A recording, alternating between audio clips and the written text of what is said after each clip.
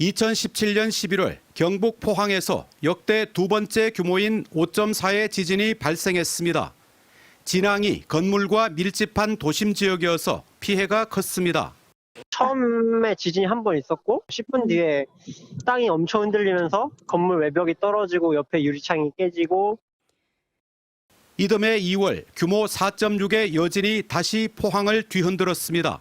한 명이 숨지고 2천여 명의 이재민과 7천억 원의 재산 피해가 발생했습니다.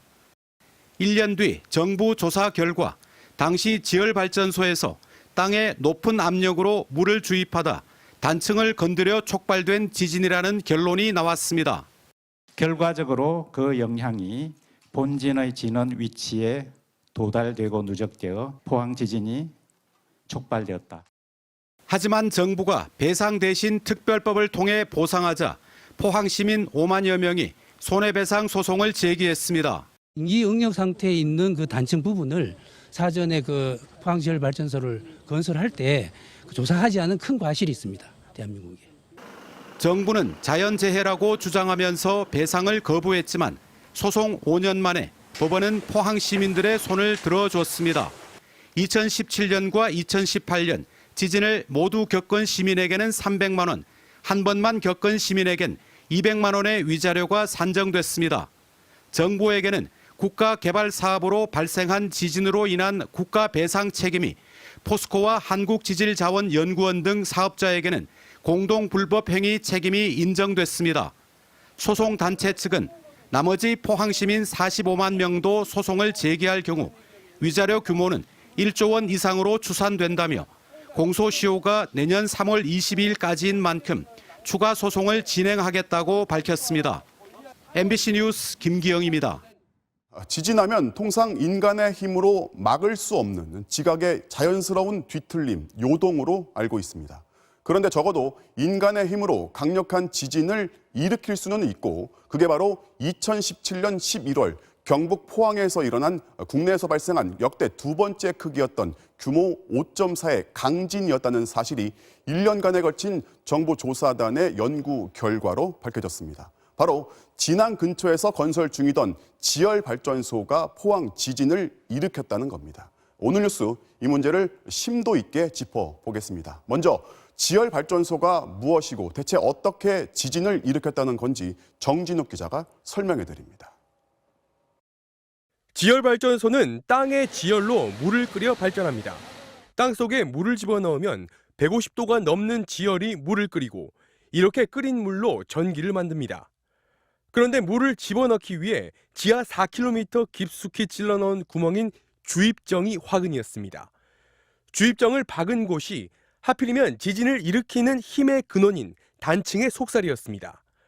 그것도 죽은 단층이 아니라 살아 움직이는 단층이었던 것으로 밝혀졌습니다. And the fault was there, but it was not mapped, it was not known to researchers. 곡강 단층이라고 불리는 이 단층은 포항 지하에서 팽팽한 힘겨루기를 하고 있는 상황이었습니다. 그런데 지열발전소의 주입정이 이 단층대를 건드리는 바람에 팽팽한 힘의 균형이 깨졌습니다. 여기다 땅속에 주입한 수영장 5개 분량의 물과 용액은 단층대 사이로 파고들어 윤활유 역할을 했습니다. 이 윤활유는 화가 나서 꿈틀대는 단층이 더 쉽게 힘을 분출할 수 있도록 돕는 역할을 했습니다.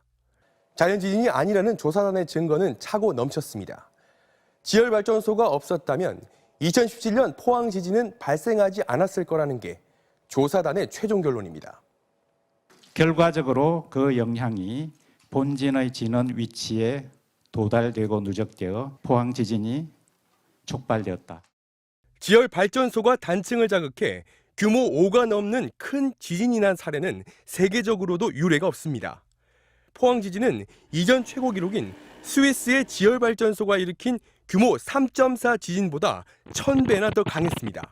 전문가들은 포항 지열발전소가 많은 에너지가 쌓인 위험한 단층대에 건설돼 비교적 작은 충격도 큰 재난으로 이어질 수 있었다고 말했습니다. MBC 뉴스 정준욱입니다. 1년 넘게 조사 결과를 기다려온 주민들은 정부 발표를 듣고 그럴 줄 알았다는 반응을 보였습니다. 당연한 거예요. 당연한 게 밝혀진다는 거는 환영할 만한 거죠. 그래. 포항 시민들은 지진 직후부터 지열발전소를 원인으로 의심해 왔습니다. 1978년 기상청 관측이 시작된 이후부터 시추공사가 끝난 2015년 10월까지 포항에선 지진이라고 할 만한 움직임이 없었습니다. 이 기간 포항시 흥해읍 지열발전소 반경 10km 이내에서 규모 2.0 이상의 지진이 단 한 번도 없었고 2.0 이하 지진도 단 6차례밖에 없었기 때문입니다. 하지만 시추공을 통해 물을 주입하기 시작하면서부터 상황은 달라졌습니다. 규모 3.0 이하 미소 지진이 150여 차례나 발생했는데 발생 시기와 물을 주입한 시점이 일치한다는 사실이 확인됐습니다.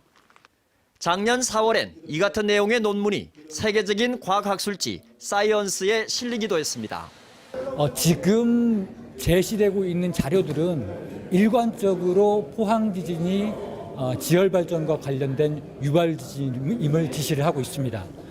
주민들은 이 같은 사실에도 불구하고 정부가 공동조사단 출범을 미적거리는 등 원인 파악과 대책 마련에 소극적이었다며 분통을 터뜨렸습니다. 또 지열 발전 사업은 2010년부터 이명박 정부가 국책 사업으로 강하게 추진한 것이니만큼 국가에 분명한 책임이 있다고 주장했습니다. 넥스지오가 주관 기업으로서 했지만 실질적으로 국가가 R&D 사업으로 주체를 했다고 보고 있는 것이 저희들의 시각입니다. 포항 시민들은 지열 발전의 위험성에도 불구하고 왜 사업이 강행됐는지 그리고 미소 지진이 계속 일어나는 걸 왜 시민들에게 숨겼는지 등도 밝혀야 한다는 입장입니다. 또 힘들게 정부 공동조사단 결론이 나온 만큼 보상 대책이 하루빨리 수립돼 시행되기를 기대하고 있습니다. MBC 뉴스 장성훈입니다.